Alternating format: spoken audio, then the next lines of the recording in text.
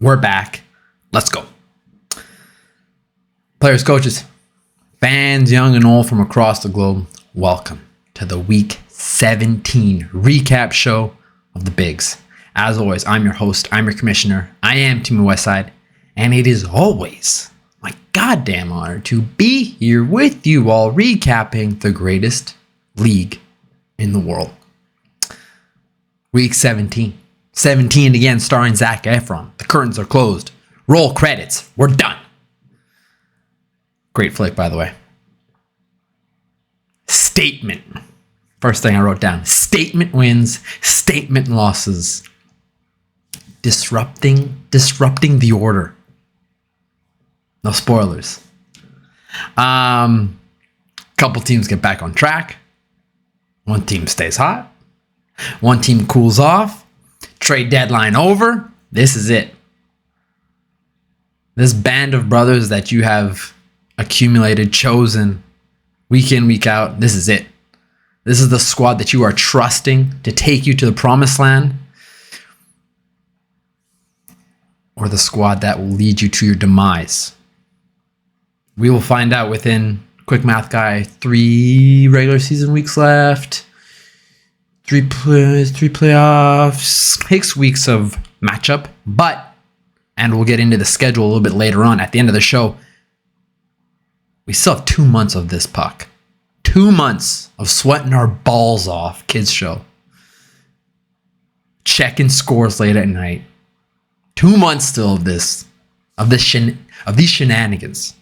Shout out. The shenanigans. Once a great dynasty in roller hockey. I digress. Let's get into it. No time to waste. And we'll start with the best matchup of the week, the closest matchup, that best popped. These two teams popped off this weekend.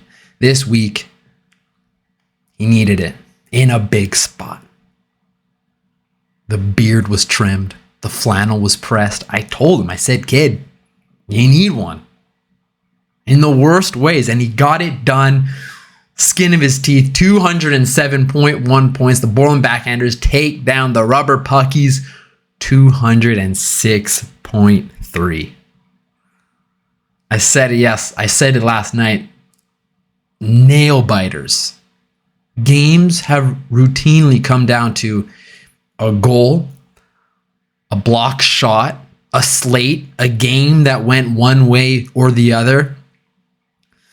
I can count on my hand how many times a game has come down to under a goal or an assist this season, and that's a lot. As I said, bounce back win. He snaps his 2-game skid. I called him out. He answered.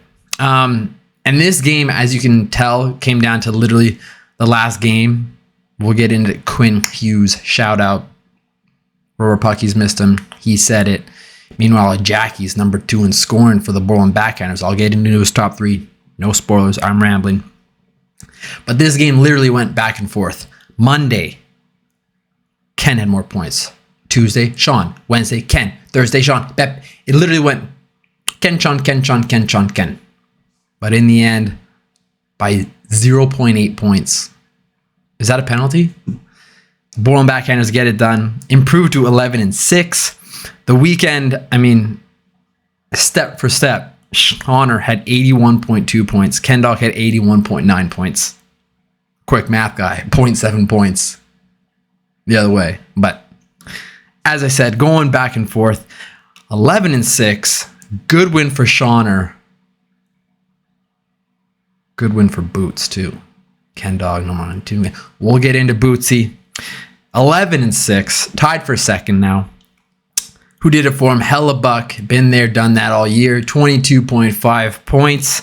A 3-0 record this week. A good get-right week for him. Jackie Hughes, as mentioned, 14.4 points, 2 goals, 2 apples, and Rasmus Dahlin, 14 points, no goals, but just dishing the apple. Applesauce and all over the place. No goals, 5 apples. His goalies, Joseph Wall. It is Joseph Wall. 9.7 points, a 1-1 record. Joey Decord, 8.8, 1-1 record. Samuel Urson, 7.3 points, 1-1 record. A short-lived stint with the Portland Backhanders, as I just saw. He dropped them, but hey, that one win helped him get over the finish line this week. You will be missed, Samuel Urson. Who knows? Maybe he'll come back. I don't know. Before we going over to Ken Dog, I just wanted to point out Shauner's goalies. As we all know, Hellebuck, Markstrom right now on the IR, but they have been head and shoulders above the rest of us, and it's not even close. Shauner's goalies have 68 wins this season. The next closest is 55. Quick math guy. 5 points a win. Difference of 13 wins. It's a lot of points. I said I'm not a math guy. Goalies in a big spot. 11-6. Moving on. Rubber Puckies. Tough loss. 0.8 points. What can you do there? It is his fourth straight week of 200 plus points, but back-to-back losses. Tough. As I mentioned, he lost by 0.8 points this week. Last week, second highest total in the league, but he got fugged. Tough. Those should be 2 dubs. And he's right there up top. But instead, hockey schedule gods, they do what they do. Making chaos. 2 games back, no spoils. We'll get into Bootsy. His top 3, Mackenzie Blackwood, 20.6 points this week with a 2-1 record. Xander Barkov, 16.6, 1 goal, 5 apples. Jason Robertson, 15 points, 15.4 points, 2 goals, 3 apples. His goalies, Vasi, he did his job. 14.1 points, 1 0-1 record. Aiden Hill let him down. Considering how close this matchup was, he went 0-1 for 2.8 points. That OT loss turns into a win. I digress. Moving on to the next matchup, but this win opens the door for the comeback kid. 219.6 points, beats up older brother, giving the younger brother noogies. The Breakfast Club, 165.9, not close.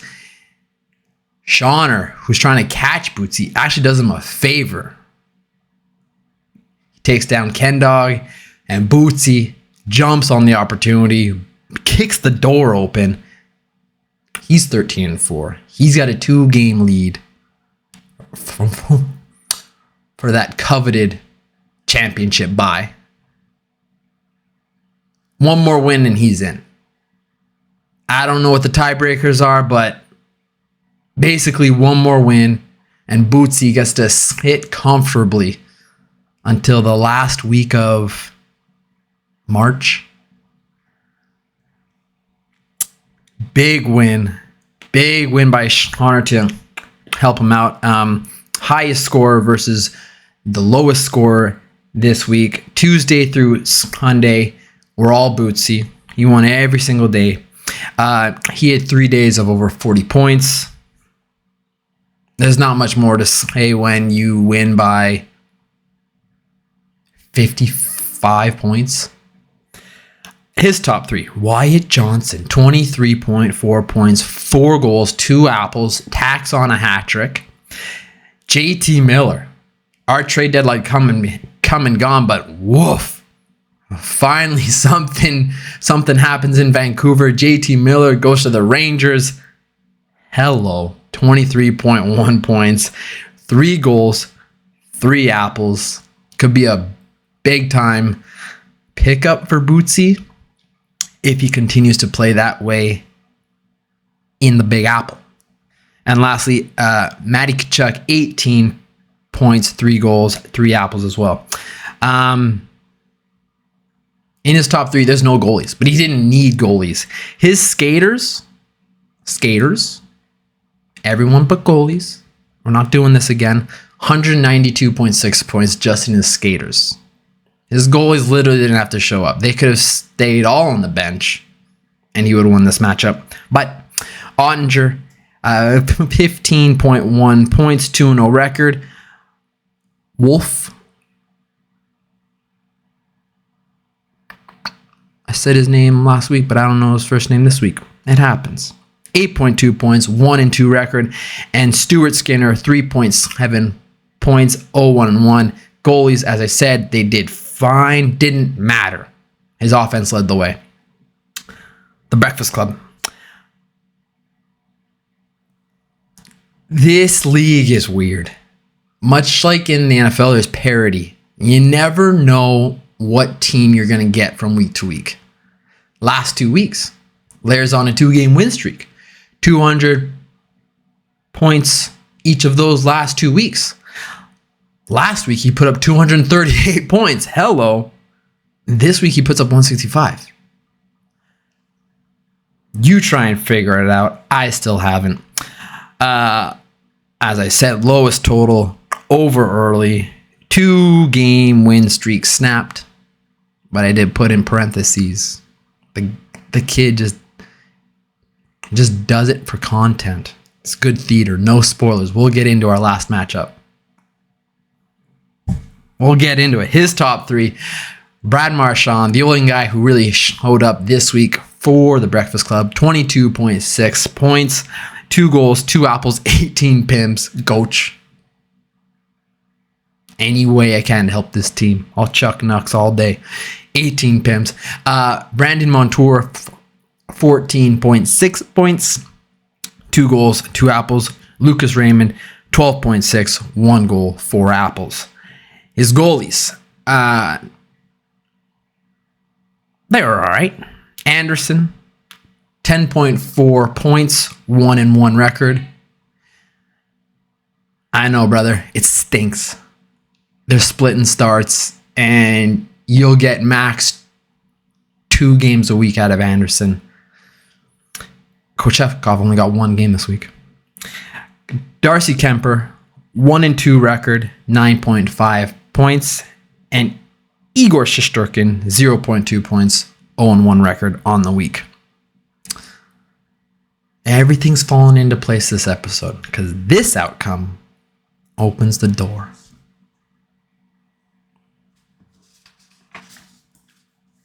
For the unlikeliest of characters. You know in Lord of the Rings?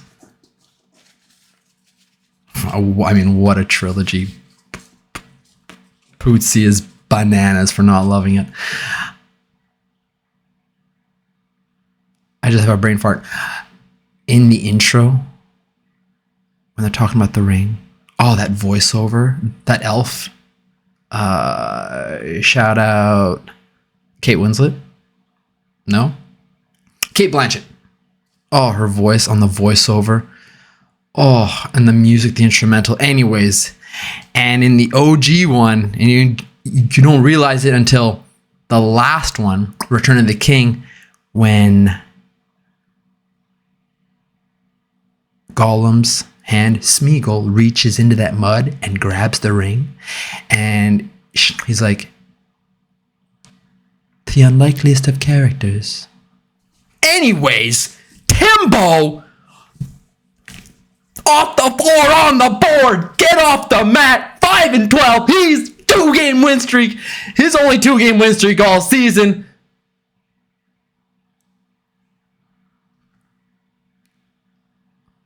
I thought I was dead. 212.8 points. Takes down Burt Macklin squad 174.5 in a big spot. Unlikeliest characters. My band of brothers. No first round pick. Jake Sanderson's on my top 3. Are you kidding me? I'm fired up for a team that's 5-12. Let me be. Haven't been able to for 17 weeks. I'm 5-12. 1 game back from Jake. I'm tied with Lair. 2-game win streak. Jake had a chance to put me away, to punch his ticket. He does not. It was close until it wasn't. Back and forth Monday, Tuesday, Wednesday, and then Thursday, Friday, Saturday, Sunday. It was all Timmy Westside. I won each of those days. And once again, my team comes through in the biggest of spots on the weekend. Saturday and Sunday, I outscored Jake 99 to 71.4. There's your difference maker. Finally, my boys in the clutch. And a couple guys that did it in a big spot. Carter Verhaeghe, 21.0. The unkindness of strangers, the unlikeliness. Carter Verhaeghe, 21 points, 4 goals, 2 apples, hat trick. David Pasternak says, hey, this is my team. 21 points as well, 3 goals, 3 apples, hat trick as well. And as I mentioned, Jake Sanderson, 19.2 points, 2 goals, 4 apples. That's where all the excitement kind of ends, because after Sanderson, I take a nosedive. My 4th skater was Jack Eichel with 13 points. So thank God those 3 brought it this week. My goalies. All right. Allen, 1-2 with a 10.9 record. Logan Thompson, he got the bag earlier this week. 10.7, 1-1 record. And Kochetkov, as I mentioned, had 1 start, 1 win, 6.8 records. A 6.8 points. My dog's trying to get in the room. Enough of the excitement. That was fun, but let's be level-headed. It just gives me hope. Because flipping over to the Burt Macklin squad, this was your chance to punch your ticket. You would have been 2 games up on me, 3 games left to play. Let's be real. My only time I've ever won back-to-back games all season, so you would have been in the dance. Now things get a little bit interesting.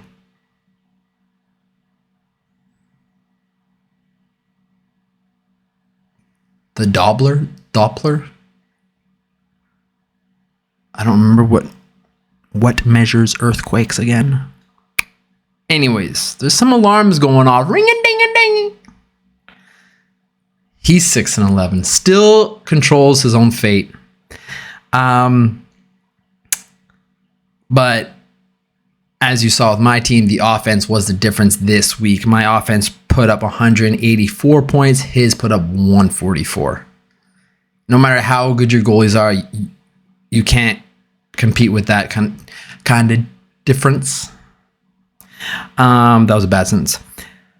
Anyways, 6-11. 1 game up on Larry and I. His top 3, Tage Thompson, 24 points, leader this week. 4 goals, 4 apples. He also got a hattie. Sergei Bobrovsky, 18.3 points with a shutout, 2-0. Sammy Reinhart, 17 points, 2 goals, 4 apples, but that was about it. No one else. 144 points in his offense. Not good enough. Goalies, rounding out his goalies after Bobrovsky. Gustafsson, 10.8 points, a 1-1 record, but I highlighted this one. This game in Ottawa, Wild, Ottawa, the Sens shit pumped them 6-0, and that game alone, Jake Sanderson got, is that when he got his 2 goals? Drake Batherson got a goal and an apple.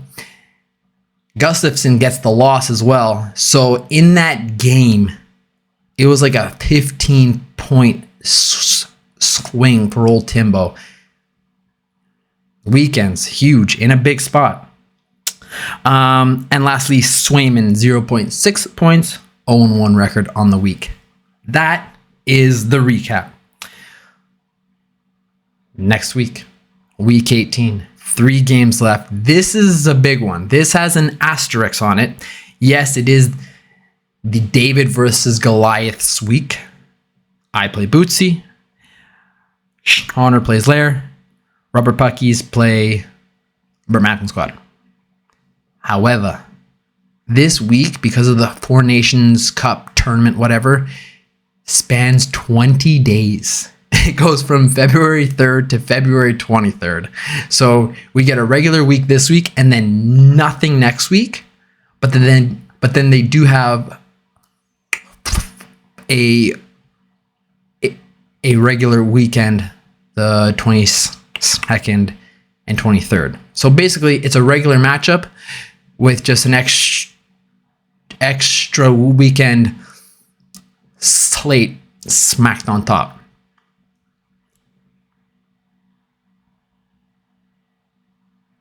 That's it.